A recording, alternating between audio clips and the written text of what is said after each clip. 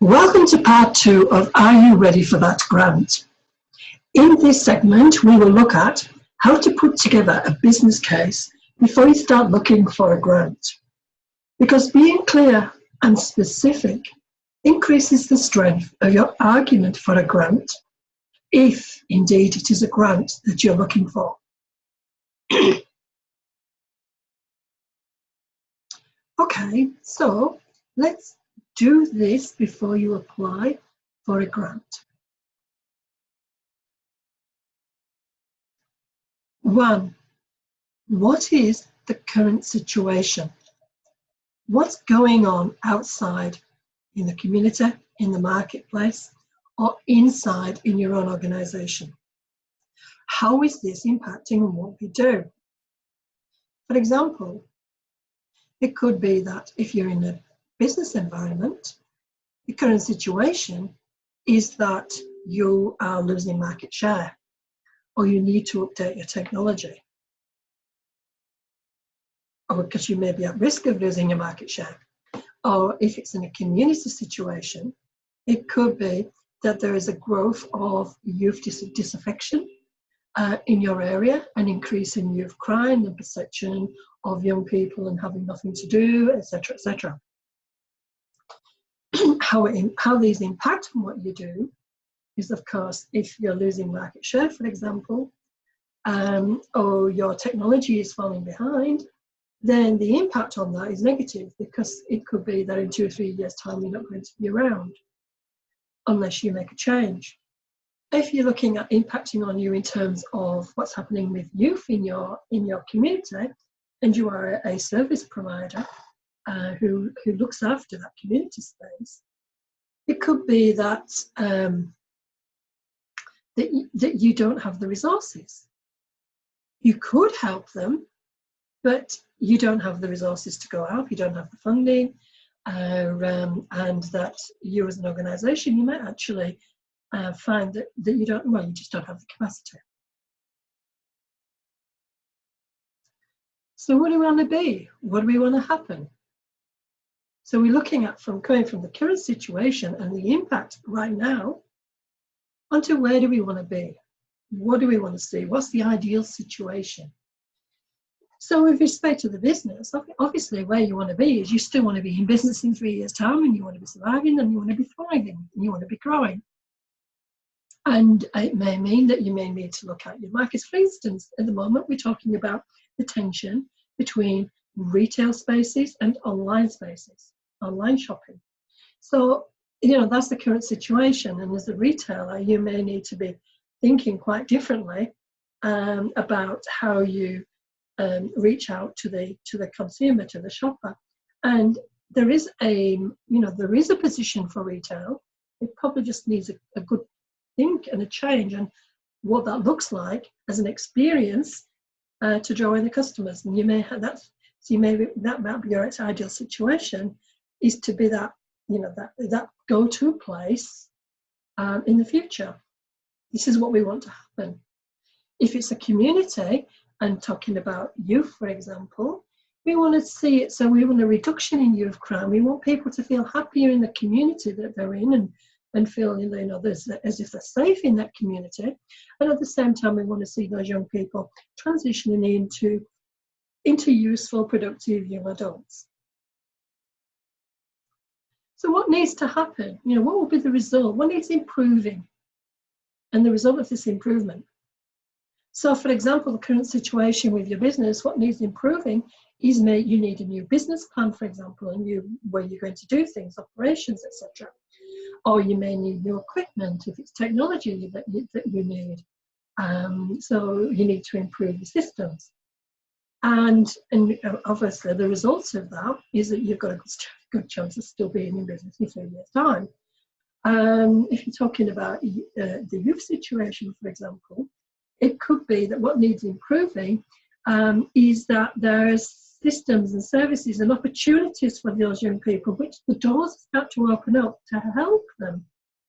And the result of this improvement will mean that it does actually, it's a safer place, it's perceived, reductions in crime, Those can be, you know, sort of quantified. They're easily quantified, but these young people themselves, they will be able to find something to move into, transition into employment.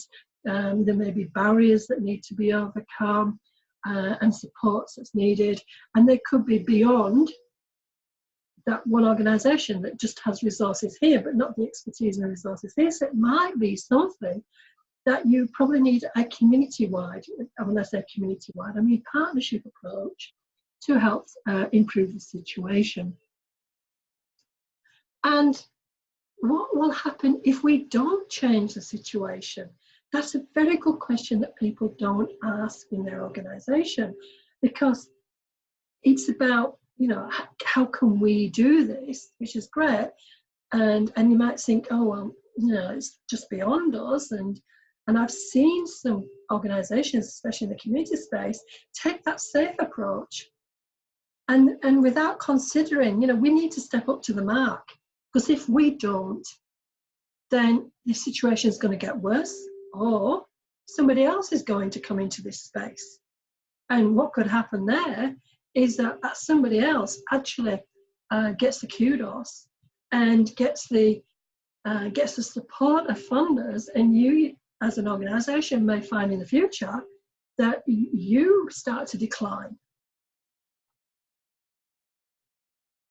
And what do we need to do to make the change happen? And think about these when you're putting your business case together. Before we move on, I want to give an example here of a community where there was a community provider who used to provide education programs for young people. And I remember they also provided work for the Dole programs, which were tied to training outcomes, which then created a pathway into further education, into TAFE. And it was beautiful when you think about it, transition. And what happened was that in comes, you know, new management, and the focus moves away from youth into another area. I think it moved into multicultural women and dealing with their needs. But the youth problem started to happen. And about 3 years later, 4 years later, it became a community problem.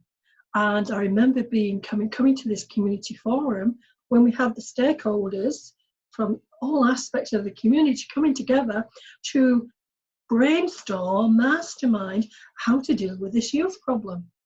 And I remember thinking, if only that organisation had stayed looking after the young people, this problem wouldn't be happening now, because we're talking about bringing people in from the outside, organisations, etc. As it happened, not long after, there was a change of management again, and the new structure was more open to that youth situation and helping with young people, and they partnered with a youth organisation that has specific youth skills that they didn't have, and they managed to apply for funding, and over a funding of the next 3 to 5 years, they worked together to address this problem.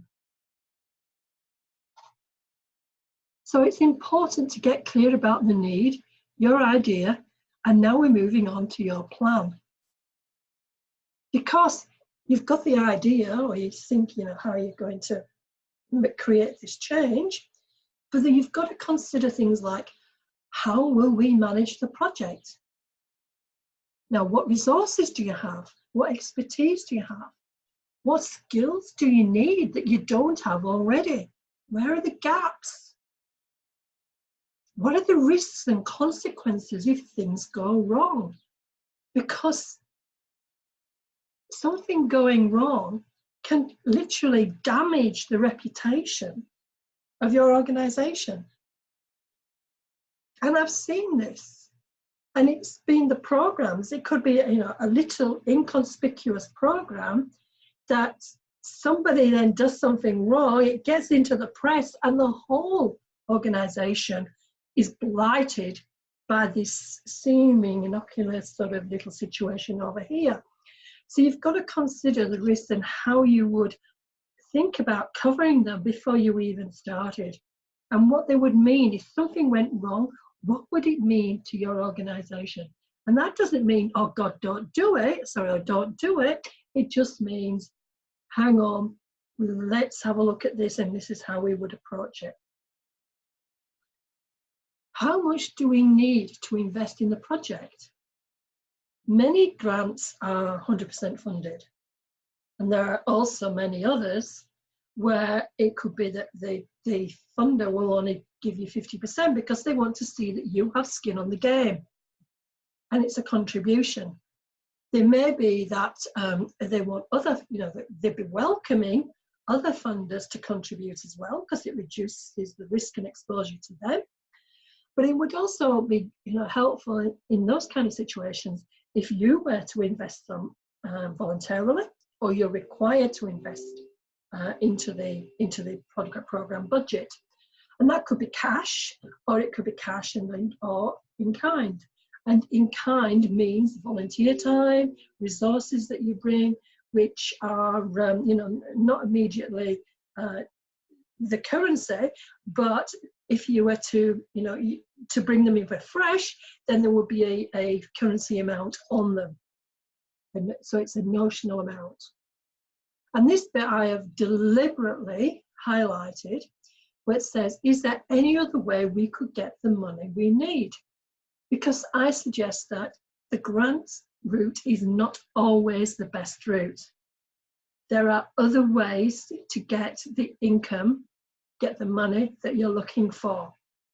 And have a look, have a rounded approach to think, well, how can we generate the funding, the income to be able to do this? But at the end of the day, everything in your business case is being specific about addressing a need and its impact on your organization if you do it and if you don't do it. And as part of this, as a thank you for listening to this program, we invite you to contact us for a complimentary business case template so that you can get started on some of these questions. And now we're going to be moving into part 3, and we invite you to look at part 3, where we'll look at what a grant really means for your organization, for the people, systems, processes, and contractual obligations.